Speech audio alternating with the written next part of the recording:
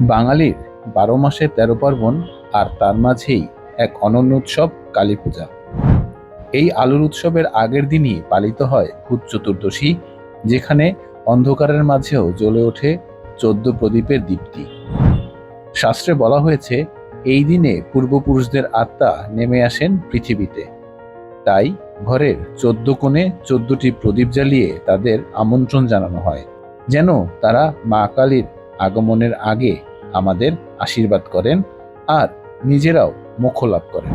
মোমবাতির আলো নয়, বরং সর্ষের তেলে জ্বালানো প্রদীপেই থাকে আসল শুদ্ধতা। কারণ এই তেলের আলোই পিতৃপুরুষদের আত্মাকে দিশা দেখায় আলোর পথে।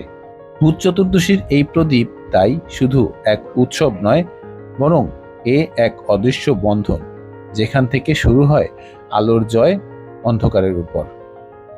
এই ভূত চতুর্দশীতেও আপনারাও আপনাদের ঘরে জ্বেলে দিন ১৪ প্রদীপ, জাগিয়ে তুলুন পূর্বপুরুষের আশীর্বাদ আর মাতৃশক্তির আলো।